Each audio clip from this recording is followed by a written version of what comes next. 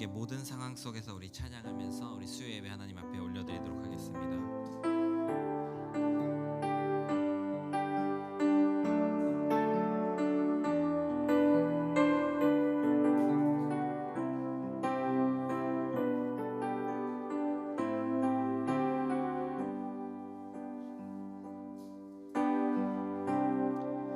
모든 상황 속에서 주를 찬양할지라.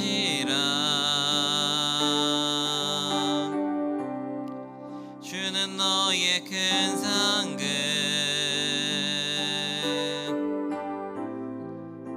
큰 도움이시라. 주의 얼굴 구할 때 주의 영을 부사 크신 사랑 안에서 주를 보게 하소서.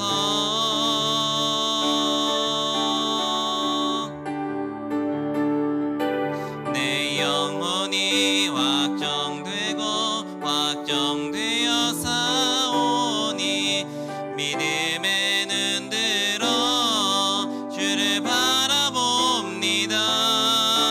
내 영혼이 확정되고 확정되어 사오니 믿음에 눈 들어 주를 바라보. 우리 한 번만 더 찬양해 봅니다. 모든 상황 속에서 모든 상황 속에서 주를 찬양할지라. 주는 너의 큰 상급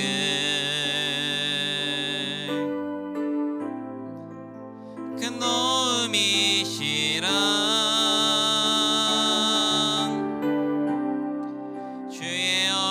구할 때 주의 영을 부사 크신 사랑 안에서 주를 보게 하소서.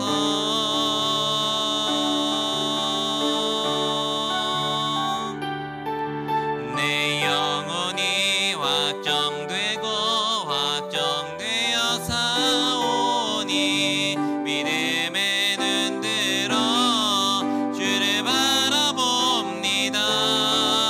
내 영혼이 확정되고 확정되어 사오니 믿음에 눈 들어 주를. 우리 내 영혼이 확정되고 확정되어 사오니 내 영혼이 확정되고 확정되어 사오니 믿음에 눈 들어 주를 바라봅니다. 내 영혼이 확정되고 확정되어 사오니 믿음에 눈 들어. 우리 한 번만 더 마지막으로 고백합니다. 내 영혼이 확정되고 내 영혼이 확정되고 확정되어 사오니 믿음에 눈 들어 주를 바라봅니다. 내 영혼이 확정되고 확정되어 사오니 믿음에 눈 들어 주를 바라봅니다.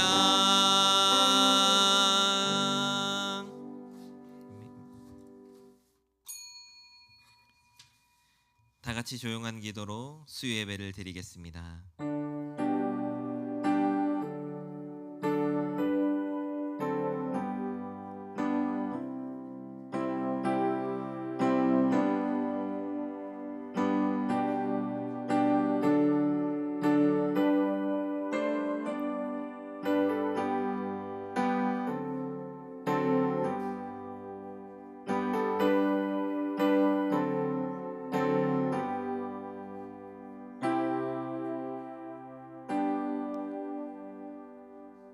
너희 성도들아 여호와를 경외하라. 저를 경외하는 자에게는 부족함이 없도다.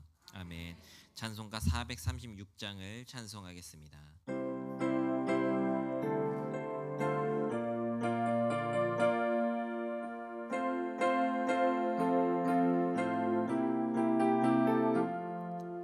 나 이제 주님의 새 생명 얻은 몸, 옛것은 지나고 새 사람이로다. 그 생명 내 맘에 강같이 흐르고 그 사랑 내게서 해같이 빛난다. 영생을 누리며 주 안에 살리라. 오늘도 내일도 함께 살리라.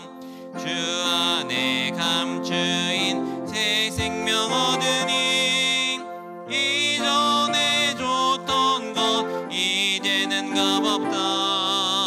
하늘의 은혜와 평화를 맛보니 찬송과 기도로 주 함께 살리라. 영생을 누리며 주 안에 살리라.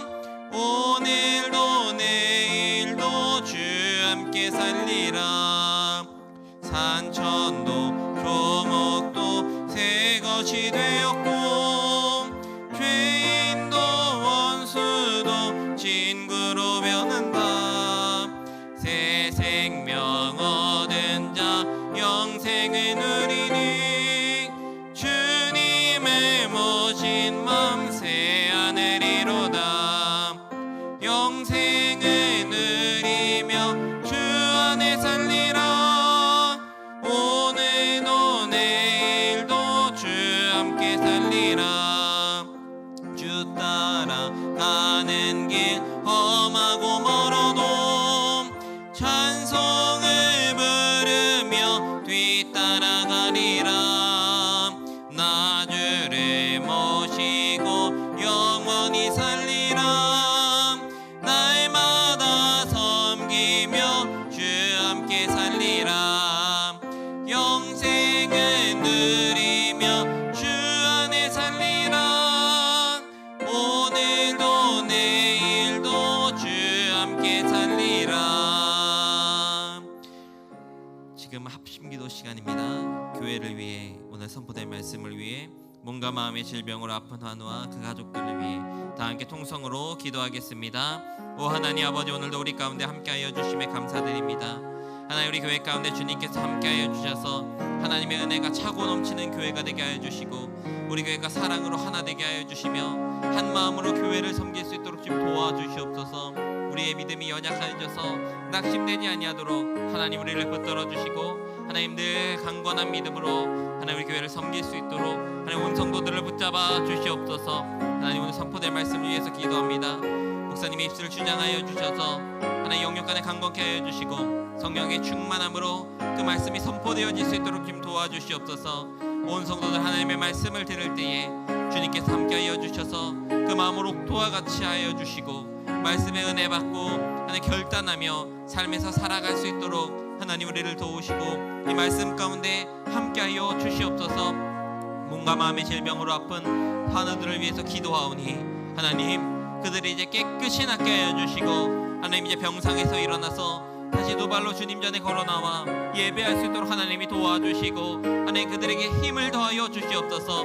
이 환우를 돌보는 가족들을 위해서도 기도합니다.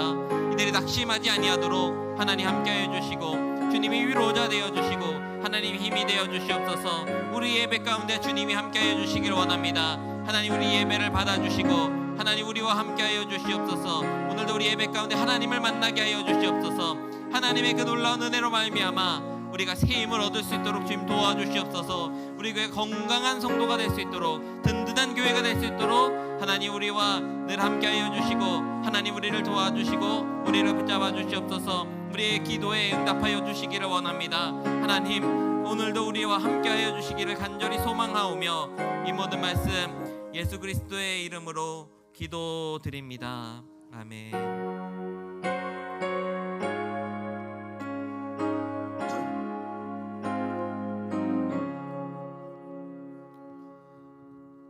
하나님 말씀은 디모데전서 5장 1절부터 25절 말씀입니다.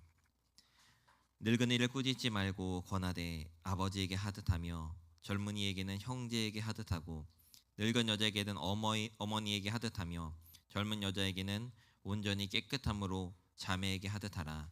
참 과부인 과부를 존대하라.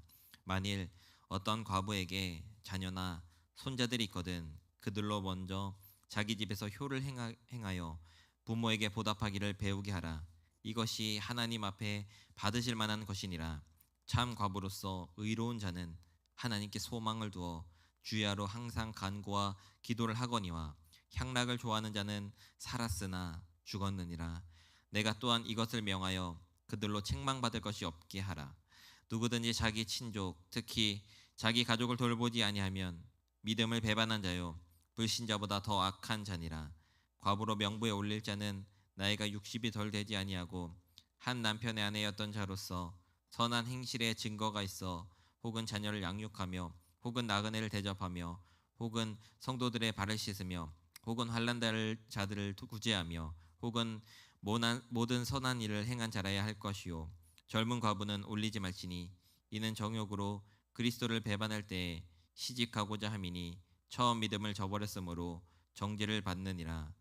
또 그들은 게으름을 익혀 집집으로 돌아다니고 게으를 뿐 아니라 쓸데없는 말을 하며 일을 만들며 마땅히 아니할 말을 하나니 그러므로 젊은이는 시집가서 아이를 낳고 집을 다스리고 대적에게 비방할 기회를 조금도 주지 말기를 원하노라.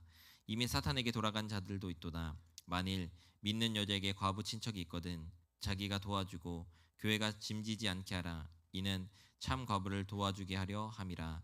잘 다스리는 장로들은 배나 존경할 자로 알되 말씀과 가르침에 수고하는 이들에게는 더욱 그리할 것이니라. 성경에 일렀으되 곡식을 밟아 떠는 소의 입에 망을 씌우지 말라 하였고 또 일꾼이 그 삭을 받는 것은 마땅하다 하였느니라. 장로에 대한 고발은 두세 증인이 없으면 받지 말 것이요 범죄한 자들은 모든 사람 앞에서 꾸짖어 나머지 사람들로 두려워하게 하라. 하나님과 그리스도 예수와 택하심을 받은 천사들 앞에서 내가 엄히 명하노니 너는 편견이 없이 이것들을 지켜 아무 일도 불공평하게 하지 말며 아무에게나 경솔히 안수하지 말고 다른 사람의 죄에 간섭하지 말며 내 자신을 지켜 정결하게 하라. 이제부터 물만 마시지 말고 내 위장과 자주 나는 병을 위하여는 포도주를 조금씩 쓰라. 어떤 사람들의 죄는 밝히 드러나 먼저 심판에 나아가고 어떤 사람들의 죄는 그 뒤를 따르나니 이와 같이 선행도 밝히 드러나고 그렇지 아니한 것도 숨길 수 없느니라. 아멘. 담임 목사님께서 인간관계를 점검하라라는 제목으로 말씀 선포해 주시겠습니다.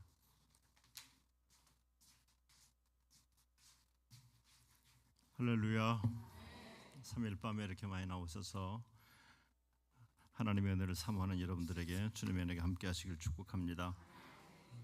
교회가 건강한 교회가 되어야 되고 또 이곳에서 예배하는 성도들은 행복한 성도가 되어야 됩니다. 그래서 건강한 교회, 행복한 성도라는 주제로 수요일마다 말씀을 전하는데 오늘은 5번째 시간입니다. 인간관계를 어떻게 교회 안에서 맺게 될 것인가에 대해서 설교를 하려고 합니다.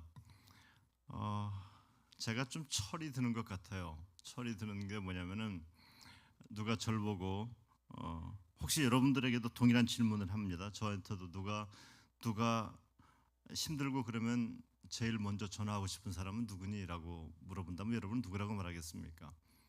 저는 힘들고 어려운 시대를 지나면서 힘들 때 대화 나누고 싶은 사람이 교인이더라고요. 또 너 누가 제일 좋니? 애들 같은 질문을 이렇게 물어본다면은 교인이 제일 좋다라고 이렇게 요즘은 말합니다. 교인이 참 좋고 교인이 편해요. 한때는 목회를 하지만 교인이 불편할 때도 상당히 많았어요. 어쩌면 그런 목사님들도 많을 겁니다.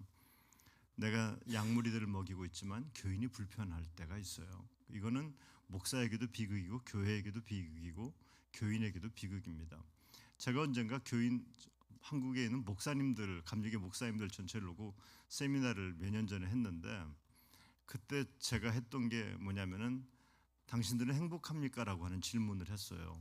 혹시 이런 질문을 했어요. 혹시 교회 딴 데로 가서 목회하고 싶지 않습니까? 라고 물어봤더니 제가 볼 때 거의 대부분의 목사님들이 다 나 딴 데 가고 싶어요 라고 말할 것만 같았어요.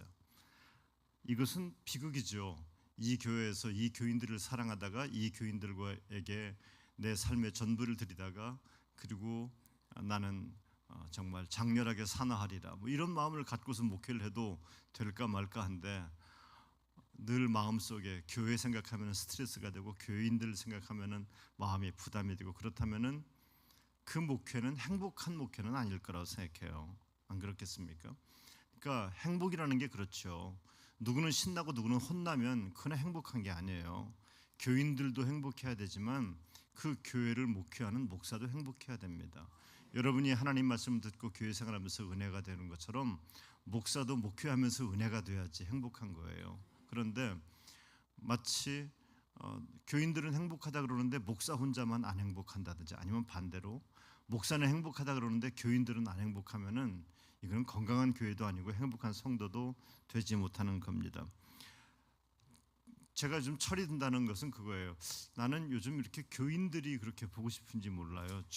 설교하러 올라오는 시간이 너무 행복하고 좋아요. 여러분을 만나서 예배당에 끝나고 내려오는 교인들을 만나는 그 시간이 여러분 웃는 얼굴을 보는 시간이 저는 참 좋습니다. 우리가 예수 믿으면서 우리들에게는 다른 종교에서 없는 특이한 관계 하나가 형성이 됩니다. 일찍이 옛날에 예수님께서 십자가를 지실 때 요한에게 그랬어요. 요한에게 뭐라고 말하냐면은 자기 어머니를 맡기면서 그래요. 요한아, 니네 엄마다 이제 그래요. 요한 보고 마리아를 자기 엄마처럼 여겨라. 네 어머니다. 이렇게 말합니다. 그러니까 그 순간부터 요한은 예수님의 어머니 마리아를 어머니처럼 모시지 않았겠습니까? 어머니 하면서 모시지 않았겠습니까? 한 번에 예수님께서 복음을 전하기 위해서 어디에 가 계셨는데 사람들이 막 예수님을 찾아와서 막 예수님 만나자 그러는데 예수님의 가족들을 부모님을 데리고 왔어요. 가족들이 왔어요. 그러자 예수님께 와서 그러죠. 예수님의 가족들이 지금 밖에서 기다립니다. 그랬더니 예수님께서 뭐라고 말합니까? 누가 내 모친이고 누가 내 동생들이냐 하면서 누구든지 하나님 말씀대로 행하는 사람 그 사람이 내 어머니고 내 형제고 자매다 이렇게 말씀을 하세요. 그러니까 우리는 야 예수님 참 살벌해졌다 어떻게 저렇게 냉정한 얘기를 할까 이게 아니라 우리가 예수를 믿으면서 우리들에게는 세상의 호적 관계가 아닌 새로운 관계가 하나 형성된다. 영적인 관계가 형성된다라는 겁니다. 그래서 예수를 믿으면서 우리는 서로에게 소통하고 서로를 사랑하며 아끼는 이런 신앙 공동체, 가족 공동체, 천국 가족 공동체에 우리가 들어오는 것과 같다는 겁니다. 그래서 교회에서 여러분이 목사를 대할 때는 나에게 말씀을 가르쳐준 생명의 꿀을 먹이는 그런 목자로 여러분이 아버지 같은 마음으로 여러분이 여기는 분들이 많아요. 저는 제가 여러분보다 훨씬 연배가 어리고 그런데도 여러분이 그렇게 여겨주는 분들이 있는데 황송하기도 하면서도 한편으로는 신앙이 참 바르다라는 생각을 해요. 바르다. 저런 마음을 갖고 있는 사람들이 곁길로 갈 수 없지 않겠나라는 생각도 하면서 한편으로는 저런 분들을 목회하고 꼴을 먹여야 되는 목사도 곁길로 갈 수 없겠다라는 생각을 해요. 제가 옛날에 저 시골 첫 교회에 내려갔을 때 그 교인들이 혓바닥이 짧아서 그런지 그분들이 저한테 목자님 그랬다고요. 목자님. 그러니까 기가 막힌 거예요. 동네에서 제일 어린 사람이 전데 저보고 목자님이라고 하는 거예요. 목자님. 이게 말이 됩니까? 말이 안 되죠. 그런데 그렇게 저를 불러주는 교인들을 볼 때 목회를 허투루 할 수가 없더라고요. 설교도 허투루 할 수가 없더라고요. 그러니까 교회 공동체에서 비록 연배가 어린 교역자들이 사역을 감당하더라도 오늘 나에게 꿀을 먹여주는 영적인 부모님이다라는 마음을 갖고 신앙생활을 하는 그것이 여러분들에게도 복이 되고 그리고 그런 교회에서 목회를 하는 목사에게도 자극이 되고 도전이 되고 오히려 저에게 복이 되는 줄로 믿습니다. 저는 또한 우리가 교인들이 서로 만나서 믿음 안에 서로를 향해서 형제님, 자매님 이렇게 말합니다. 저는 이렇게 만들어진 가족 공동체, 신앙 가족 공동체가 교회를 아름답게 만들고 빛나게 만드는 거예요. 여러분, 저는 교회 안에서 서로 간에 원망과 시비가 없기를 바랍니다. 서로를 향해서 정말 사랑하고 아끼는 천국 같은 가정 공동체가 우리 거룩같은 세움교회에 있기를 간절히 바랍니다. 제가 여러분들에게 느끼는 이 감정이 여러분들 안에서도 서로가 서로에게 그런 감정이 있게 되기를 바랍니다. 우리 교회 낮에도 그냥 교인들이 많이 오세요. 커피가 맛있어서도 오시겠지만 그냥 교회가 좋아서 오시는 분들이 많은 것 같아요. 감사해요. 제가 다음 주에 혹시 오시는 분들 제가 시간 되면은 제가 중국에서 선물 받아온 맛있는 홍차를 좀 끓여드릴까 생각 중입니다. 우리가 이렇게 교회 공동체 모여서 서로를 향해서 형제님, 자매님 하면서 신앙생활하는 거 이게 얼마나 아름다운 일인지 몰라요. 제가 그래서 이게 정말 아름다운 거구나. 전에는 당연하게 여겼던 거였지만 이것처럼 소중한 것이 없구나라는 것을 처음 요즘 와서 정말 간절히 깨닫습니다. 요즘은 특별히 어떤 시대입니까? 이웃을 잃어버린 시대입니다. 가족도 옛날 같은 가족이 아니에요. 그렇지 않습니까? 그런데 교회에 나왔는데 서로가 서로를 아끼는 겁니다. 서로의 문제를 마치 자기 아픔인 것처럼 함께 아파하면서 기도해 줍니다. 여러분, 이거 얼마나 은혜로운 모습입니까? 요즘은 누가 뭘 어떻게 사는지 알재간도 없어요. 그런데 어떻게든지 서로를 챙겨주려고 그러고, 제가 이번에 소풍 가서 보니까 정말 우리 젊은 연세 드신 어른들과 젊은 사람들이 얼마나 조화를 이루는지 거동을 잘 못 하시잖아요. 그런데 그분들을 그냥 막 조금이라도 젊은 분들이 끼고 다니면서 말이에요. 그러면서 사진도 찍어드리고 잘 섬겨드리는 모습 보면서 이렇게 지나다니면서도 은혜가 되는 거예요. 그래, 천국은 저런 거야. 천국은 저렇게 섬기면서 사랑하며 아껴주는 것이 천국이야. 거기 있는 사람들 가운데 무슨 기독교 교인들도 많습니다. 보니까 그 아침 고요 수목원에 많이 왔는데, 근데 다른 사람들도 있었겠죠. 그런데 그들이 우리를 보고 그럴 거예요. 저 사람들은 뭐 하는 사람들일까? 이럴 거라고요. 저 사람들은 왜 저러고 다닐까? 며느리인가? 딸인가? 며느리는 아닐 거야. 저렇게 시어머니 끼고 다니는 게 며느리는 아니겠지? 아마도 딸이겠지. 그런데 며느리보다도 딸보다도 더 좋은 것이 교인이에요. 아멘. 그래요. 우리는 그렇게 서로를 섬겨주면서 살아가야 될 줄로 믿습니다. 그렇다고 해서 그러면 초대교회는 어떤 일이 벌어졌냐? 초대교회는 그렇게 신앙 공동체 안에서 서로를 잘 섬기다 보니까 그냥 교회에다 확 맡겨놔 버리고는 나는 그냥 참견하지 않는 거예요. 교회에서 그럼 다 알아서 하세요. 우리 엄마, 우리 아버지 교회에서 알아서 다 챙겨주세요. 우리 엄마 다 교회에서 챙겨주세요. 그리고는 자식들, 가족들이 참견하지 않는 겁니다. 그런데 바울은 말합니다. 그건 잘못된 거다. 잘못된 거다. 교회가 어려운 사람들, 연세 드신 어른들을 잘 섬기는 것은 중요한 것이지만 가족들이 마땅히 해야 될 일을 안 하면서 교회에다 다 맡기는 것은 잘못된 것이다 라고 그렇게 디모데에게 가르쳐주고 있습니다. 오늘 이 새로운 가족 관계를 형성하면서 우리가 이제 교회 생활 하다 보면은 연령끼리 잘 통하는 세대가 있어요. 예를 들면은 뭐 젊은 세대는 젊은 세대대로 그 잘 통하는 있잖아요. 서로들 마음도 배짱도 비슷하고 뭐 청장년 선교라든지 비슷합니다. 배짱이 잘 맞습니다. 은혜 구역이라든지 그러면 은혜 구역 안에서 얼마나 잘 모이는지 몰라요. 재밌게 하는지 몰라요. 잘 맞습니다. 그런데 때로는 나이 차이가 있는 사람들을 젊은 사람들만 모여서 교회를 할 수 있는 건 아니지 않습니까? 교회는 그래요. 연세 드신 분부터 해서 어른 애까지 다 모여 있는 게 좋은 교회지 배짱 맞는 사람들끼리만 모여 있는 것이 교회가 아니에요. 옛날에 그런 교회가 있었어요. 서울에 어떤 부자 동네에 사는 어떤 교회는 그랬어요. 우리 교회는 시골에서 올라오면은 우리 교회는 등록하지 마세요. 뭐 어떤 장로님이 그 교회 시골에서 올라와서 시골교회 장로님이 그 교회 등록하려고 그랬더니 여기 등록하지 마세요. 괜히 등록하면 상처만 받아요 그러더래요. 그 교회는 너무 부자들만 있어가지고서 잘 배우고 부자들만 있어서 시골교회에서 못 배운 장로님이 와도 장로구실도 못하고 인정도 못 받으니까 등록하지 말라고 그렇게 말했던 적이 있었어요. 요즘은 안 그러겠지요. 그런데 교회는 말이에요. 교회는 부자들만 모여 있는 교회도 좋은 교회도 아니고요. 가난한 사람들끼리만 모여 있는 것도 좋은 교회가 아니고요.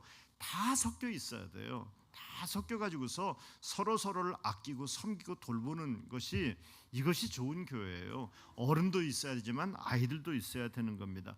그래서 초대교회도 옛날이나 지금이나 마찬가지입니다. 초대교회 연세 드신 어른들이 있었어요. 성경은 노인들에 대해서 지금 얘기를 하고 있는데 특별히 남자 노인들을 얘기하고 있어요. 남자 노인들.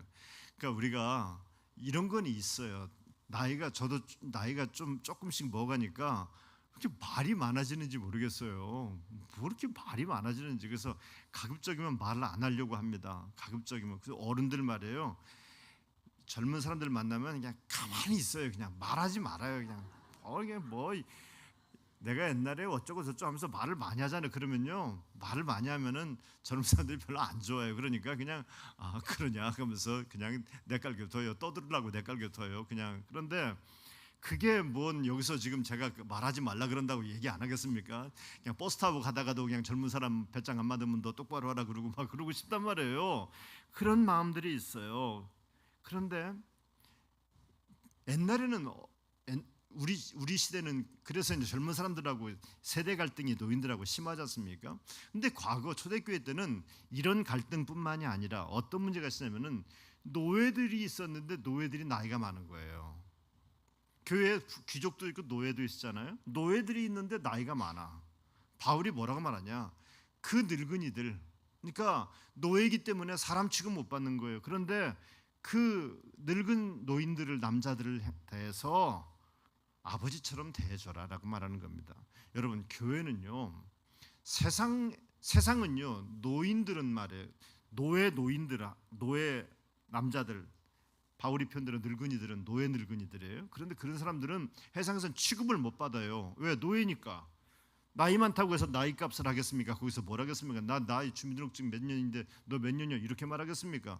노예니까 사람 취급 못 받는 건데 교회에 나왔는데 그 교인을 대할 때 젊은 사람이 귀족이에요. 근데 뭐라고 되겠어요? 야, 어이 이럴 것 아니에요. 그런데 그렇게 하지 말라는 거예요. 아버지를 대하듯이 대하라는 겁니다. 여러분 이게 얼마나 문화적인 충격이었겠습니까?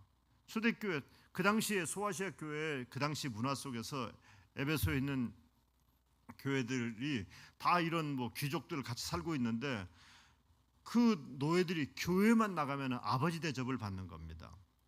그러니까 얼마나 교회 오고 싶겠어요. 여러분 같으면 안 그러겠습니까? 하루 종일 뼈 빠지게 고생하고 이래도 교회 가고 싶을 것 아닙니까? 왜? 사람 취급 받으니까. 거기 가면은 교회 가면 사람 취급 받으니까. 그 귀족들이 자기를 아버지처럼 대우해 주는 거예요. 그렇게 가르치라는 겁니다. 이게 그 시대의 문화적인 충격이었습니다. 안 그렇겠습니까? 다른 데 가면 다 야 이 자식아 이놈아 저놈아 다 그러는데 교회만 가면은 절대로 그렇지 않고 나이 든 늙은 노예에 대해서 아버지같이 대우를 해주니 얼마나 행복했겠어요. 얼마나 좋았겠습니까? 그러니 세상 사람들 앞에서 봤을 때 교회는 차원이 다른 문화를 갖고 있는 거예요. 니네는 돈 없고 백 없고 힘 없으면 사람 취급 안 하지만 우리는 돈 없고 힘 없고 백 없어도 사람 취급하고 존경하는 문화를 갖고 있어. 교회가요 세상만도 못하면은요 교회는 아무리 전도지를 뿌리고 별짓을 다 해도 전도가 안 돼요. 그런데 교회가요 세상이 갖지 못하는 문화를 갖고 있잖아요. 그러면요 그냥 와요. 몰려들게 돼 있다고요. 지금 우리 시대는요 그런 문화를 만들어내야 돼요. 그 문화가 기독교 문화가 복음적 문화가 전도지보다 훨씬 더 위대한 전도의 영향력이 있는 겁니다. 여러분 교회 안에서 우리가 어른들을 공경하는 것은 너무 훌륭한 일입니다. 저는 이번 그 만나는 교회 간증하면서 지난번에 우리 주혜영 권사님이 우리 교회를 소개하는 네 글자로 얘기하라니까 감사와 존경이라고 존경과 감사라 그러더라고요. 존경 감사. 서로를 향한 존경이 있는 거예요. 보통 어떻게 돼요? 교회에서 직분 있고 어른이고 그러면 젊은 사람들을 그냥 니들이 뭐라니 이맛박에 피도 안 마른 놈들이 그러고 말아요. 그런데 그리고 어른들을 향해서는 젊은 사람들 뭐랍니까? 아유 꼰대처럼 왜 그러세요? 이렇게 만다고요. 그런데 젊은 사람들이 어른들을 꼰대 취급하지 않고 어른들은 젊은 사람들을 애 취급하지 않고 서로를 존경하고 아껴주는 겁니다. 그래서 한 살만 어려도 우리 교회를 보면은 어떤 일이냐면은 제가 사람들 만날 때마다 자랑해요. 우리는 아니 보통 몇 학년 차이도 안 나는데 그냥 자기보다 몇 살 당신보다 몇 살 위인데 금들 잘해주라고 막 그런다고 우리 교회는. 그러니까 무슨 그런 교회가 다 있냐고. 그런 교회가 다 왜 나는 거기 안 껴주냐고. 왜 나는 거기 나도 좀 거기 포함시켜서 나도 좀 대접받게 해달라고 이렇게 말할 텐데 어떻게 그 교회는 좀 생각이 좀 많이 다른 것 같아요. 저한테 그렇게 칭찬하는 분들이 많아요. 그래요. 이렇게 다른 문화를 갖고 있어야 돼요. 여러분, 수요 예배 때 주일날 예배 안 드리는 교회 있습니까? 다 예배 드려요. 그 교회나 우리 교회나 차이점이 뭐예요? 별 차이 없어요. 설교요? 거기도 설교하고 나도 설교해요. 찬송이요? 그 사람도 하고 우리도 해요. 그런데 우리 교회가 좋은 이유가 뭡니까? 이렇게 말할 때 우리는 예배를 잘 드립니다. 저 사람은 안 드리니? 우리는 열심히 모입니다. 그들은 안 모이니? 그들도 열심히 모이고 그들도 열심히 기도하고. 그런데 우리가 좋은 장점이 있어야 될 것 아니에요. 우리 교회는 특별히 어른들을 잘 공개하고 섬기는 그런 교회가 되기를 간절히 바랍니다. 연세 드신 어른들이 이렇게 보면은 말씀을 좀 많이 하고 그러셔도요, 가만히 들어보면은요 다 피가 되고 살이 돼요. 다 피가 되고 살이 돼요. 그 젊으신 분들 조금만 참아요. 그렇게 하실 때 그냥 그러시냐고 그렇게 조금만 참아 드리세요. 그냥 얼마나 하고 말씀하고 싶겠어요. 댁에 가시면 우리 어른들이 거기 누가 있어요? 아무도 없어. 집에 가면 혼자 계시는 거예요. 소뚜껑 갖고 얘기하겠어요? 잘 있었냐 소뚜껑아 이러겠어요? 아무도 없는 거예요. 아무도 없는 거예요. 그런데 우리 교인들이, 젊은 분들이, 어른들이 교회 오면은 말씀 한마디라도 좀 붙여드리고, 아멘. 그래서 하여간 나보다 그냥 한 살만 많다 그러면 무조건 인사를 하세요. 한 살만 많다 그러면. 그래서 얘기 좀 들어드리고, 그리고 한 살만 좀 밑에 돼도 말이죠, 대들지 말어 그냥. 아유 감사합니다. 그러는 거예요. 그러면 말이에요, 어른들이요 이게 알더라. 내가 이거 무리한 요구를, 나보다 몇 살 어리다고 무리한 요구를 했어. 집에 가면 다 그 생각해요. 미안한 마음이 들어서 그 다음에 올 때는요 사탕이라도 한 개 갖다 준다고요. 갖다 준다. 그리고 어른들이 얼마나, 우리 교회 어른들을 봐요. 얼굴들이 벌써 경우가 있는 얼굴들 상이잖아요. 다 이게 경우가 있는 분들이잖아요. 그렇게 어른들을 잘 섬기는 그런 교회가 되기를 간절히 바랍니다. 그러니까 여기 이 에베소에 있는 교인들이, 노인들 가운데 할아버지들, 특별히 남자 노예들이 말이에요, 교회 가는 게 너무 기분 좋은 거예요. 교회 기분 좋은 거예요. 우리 교회도 안 그러겠어요? 막 집에 가면 아무도 없는데 그냥 막 입에 그냥 곰팡이가 쓸 것 같아요. 그런데 교회 오면은 말이에요, 막 나보다 한 살만 어린 사람들이 권사님 사탕 한번 잡숴봐 하고 드리기도 하고 말이에요. 얼마나 좋아요. 얼마나 좋아. 근데 우리 교회가 그렇게 하고 있어요. 보니까 내가 저 강당 카페를 가보면 카페에서 그냥 모여가지고 서로들 막 얘기하고 말이에요. 오면은 서로 환영하고 말이죠. 얼마나 좋은지 몰라요. 이런 좋은 신앙의 문화를 만들어가는 우리 거룩한 세움교회 너무나 감사합니다. 이 어르신들은 자꾸 옛날 얘기를 많이 하는데요, 어르신들도 잘 새겨 들으세요. 젊은 사람들은 옛날 얘기하는 거 별로 안 좋아해요. 젊은 사람들은요 미래를 얘기하는 걸 좋아해요. 미래를 얘기하는 거. 그러니까 젊은 사람들과 만나서 교회 얘기를 하더라도 말이에요, 우리가 옛날에 구성전 질 때 얼마나 고생해 줬냐. 젊은 사람들 하나도 관심 없어요. 이런 얘기를 해야 돼요. 이제 우리 거룩한 세움교회가 진짜 좋아질 것 같아. 당신들 때문에 교회가 훨씬 더 밝아지는 것 같아. 그러면요 저 젊은 사람들은 눈이 쫑긋해가지고요, 이 어른이 무슨 축복의 말씀을 하나 하고 듣고 있다고요. 내가 옛날에 왕년에요, 왕년에 껌 안 씹어본 사람이 나오라 그래. 다 왕년에 껌들 다 씹어봤지요. 그 얘기 할 것 없어요. 젊은 사람들에게는 당신들 때문에, 당신들의 충성 때문에 우리 교회 내일이 밝을 걸, 비전을 자꾸만 보여주는 것, 이게 어른들의 사명인 줄로 믿습니다. 젊은이들에게는 어떻게 하라? 형제를 대하듯이 하라. 그래서 형제를 대해서, 여러분, 교회가 가까운 사이가 될수록, 특별히 젊은 사람들은 가까운 사이가 될수록 조심해야 됩니다. 가까운 사이가 될수록. 제 신학교 동기 중에 하나가 같은 교회를 섬기다가 참 재주가 많은 사람이었는데 아주 가까운 젊은 교인한테 사기를 당했어요. 그래가지고서 신앙도 포기하고 목회도 안 하고 신학교도 때려치우고 다 그랬어요. 너무나 가슴 아픈 제가 스토리가 하나가 있는데, 교회 안에서 가까운 사람들을 이용해 먹으려고 하지 말아야 됩니다.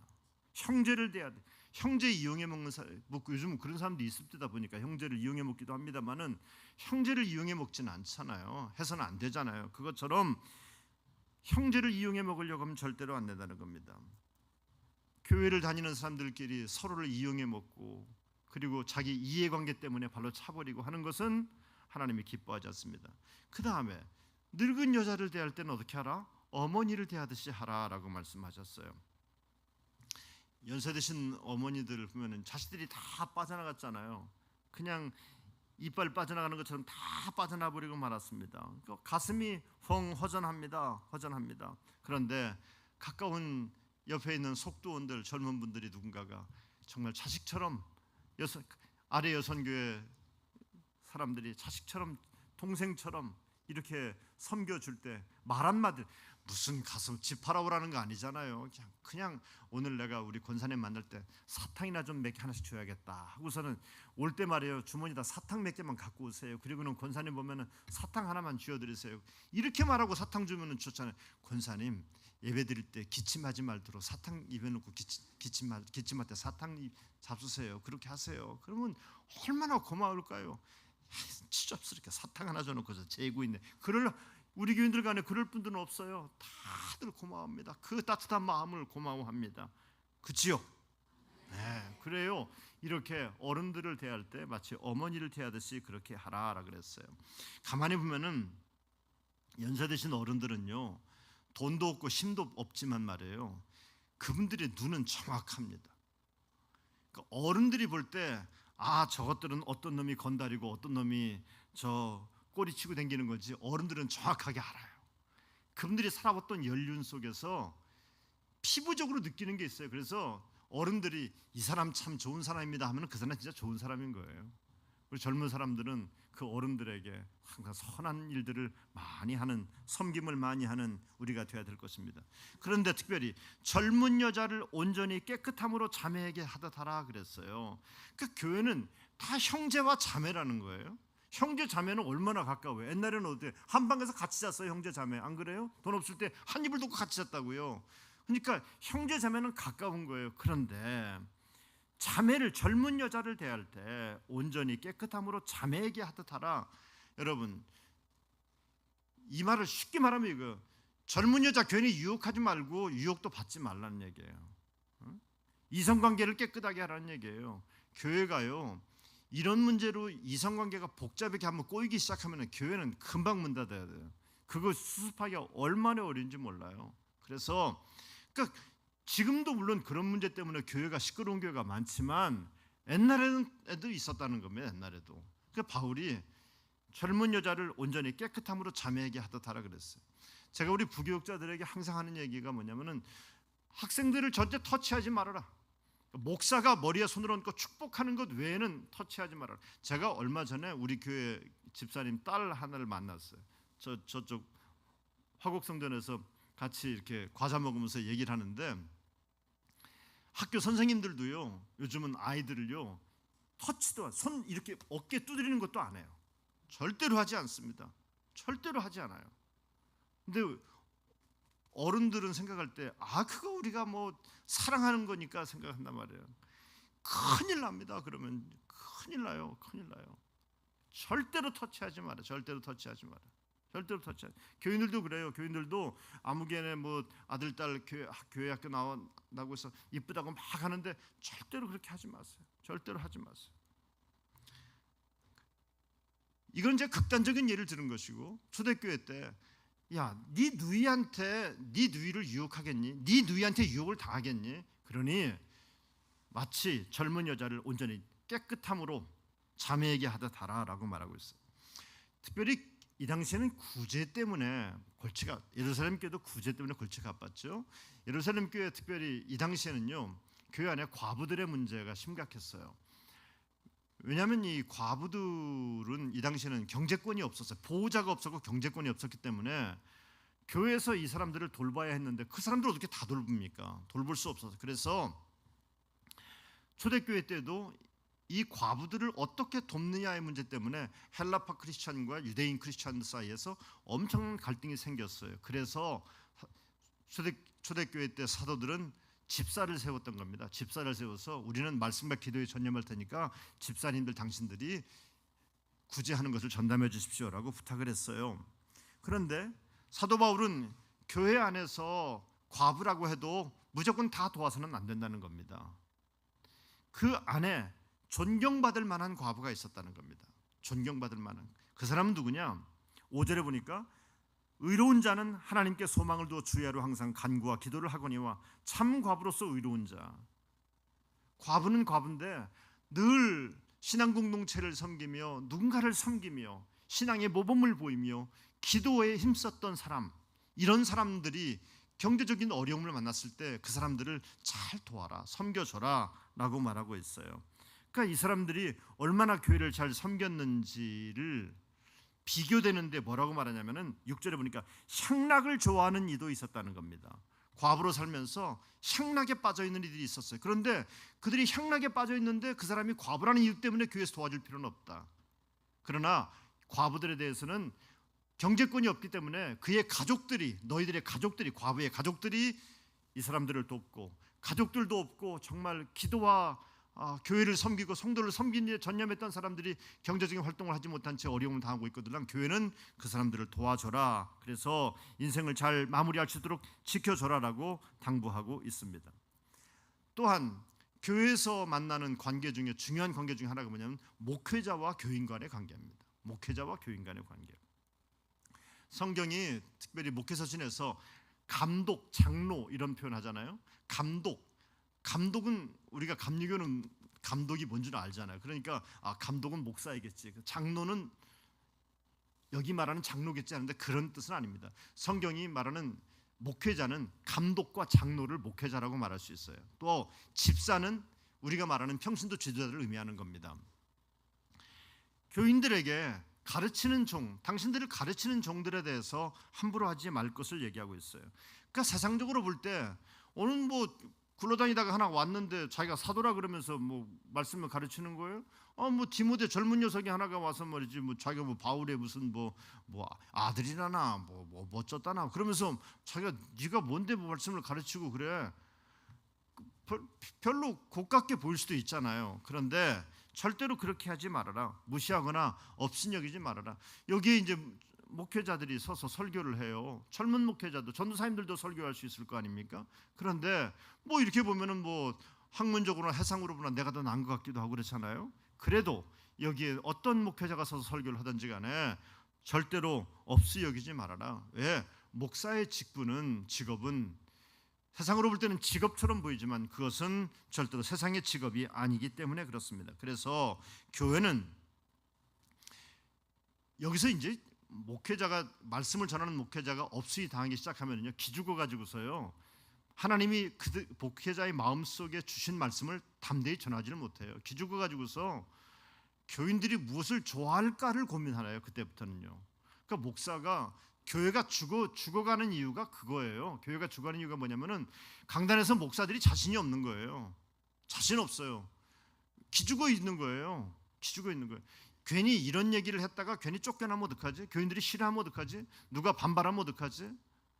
이런 마음이 들면은 말이에요. 어떻게 설교할 수 있겠어요? 못해요.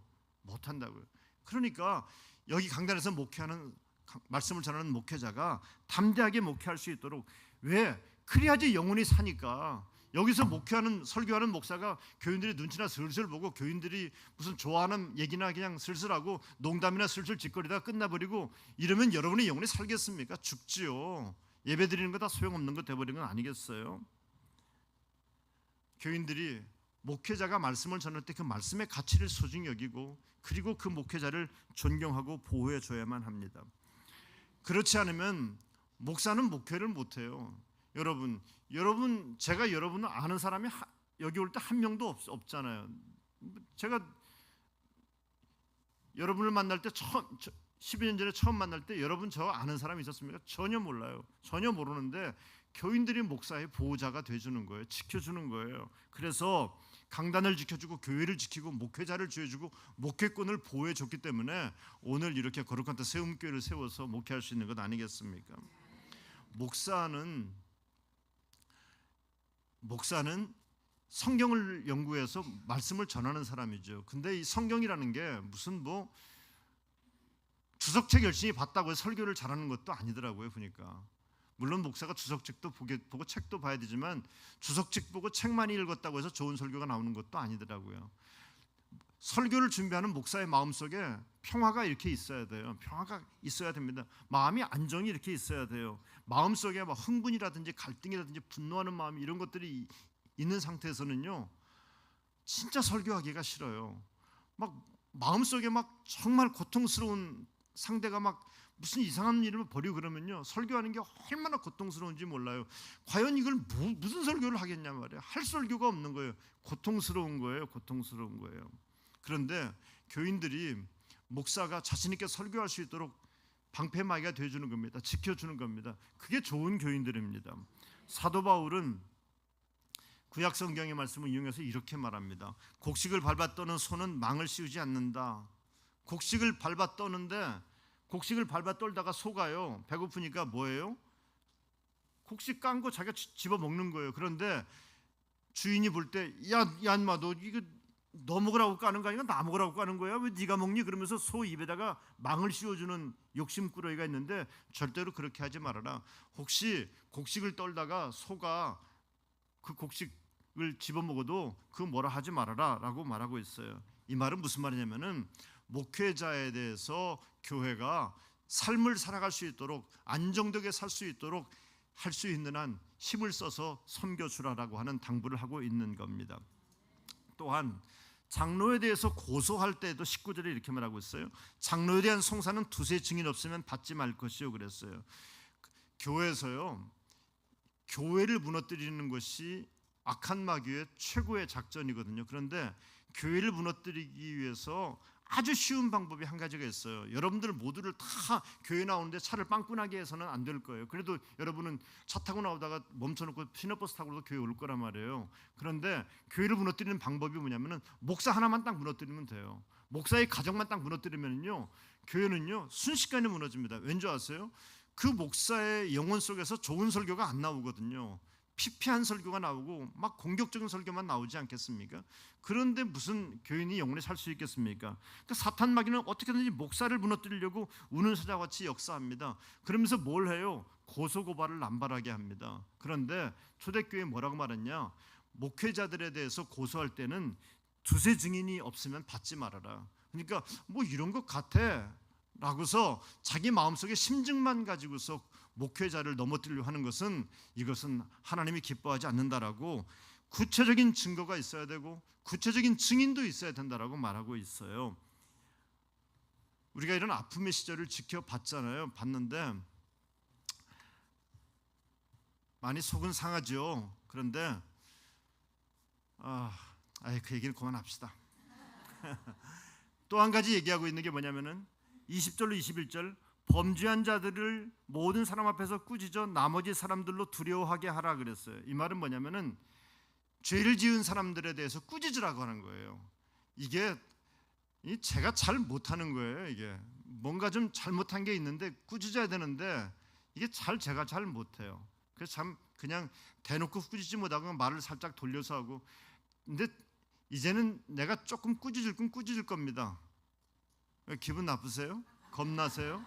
그러니까 뭐 잘은 하지 못할 텐데 하여간 잘못한 것은 좀 꾸짖어야 될 것 같기도 해요. 그래서 이게 그 사람을 죽이려고 하는 것이 아니라 잘못했다는 것을 알려줘야 돼요. 그래서 목회자가 기도하고 당신의 이런 것을 좀 바꿔주십시오라고 혹시 얘기한다면은 뭐 몇 번이나 얘기할지 몰라요. 우리 교인들 별로 꾸짖을 사람이 없을 것 같은데 혹시 이런 일이 생겨서 여러분에게 목사가 여러분을 조용히 불러서 그렇게 말하고들랑 목사님이 나를 사랑하는구나 아끼는구나 이런 마음을 갖고 대하시지 교회 여기 아니면 없는 줄 알아 이렇게 말씀하지 마세요.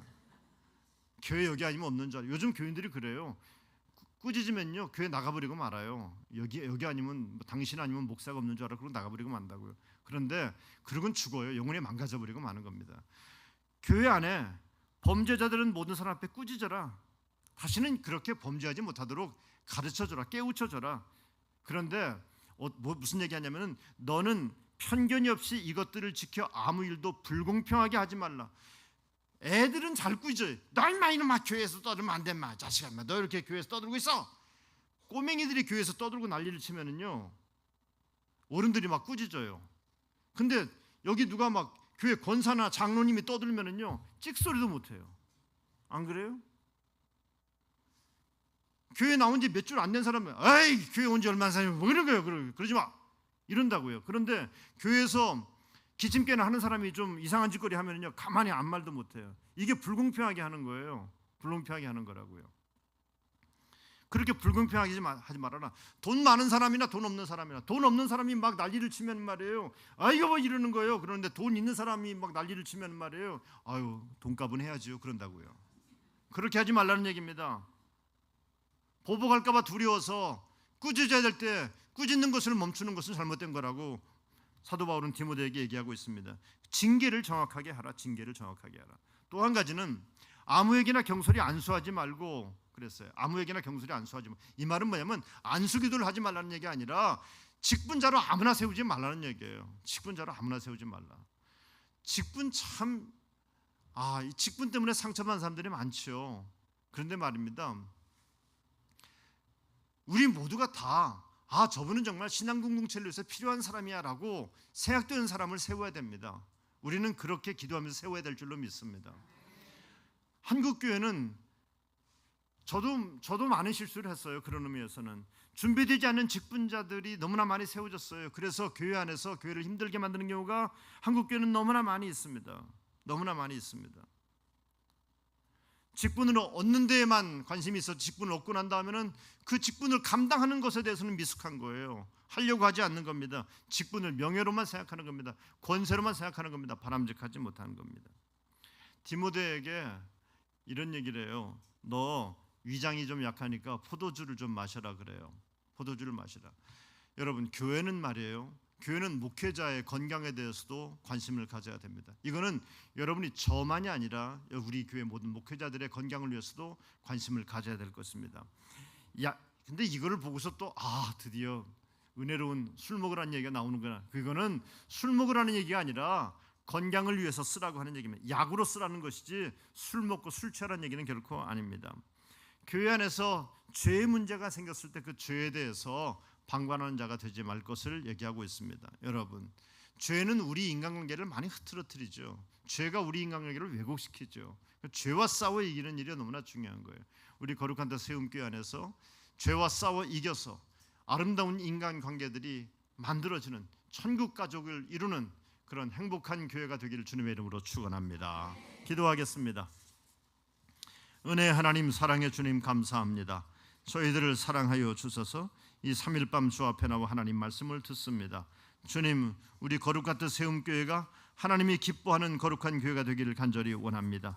건강한 교회가 되고 이 교회를 다니는 많은 사람들이 행복한 신앙생활을 할 수 있도록 은혜 베풀어 주시옵소서.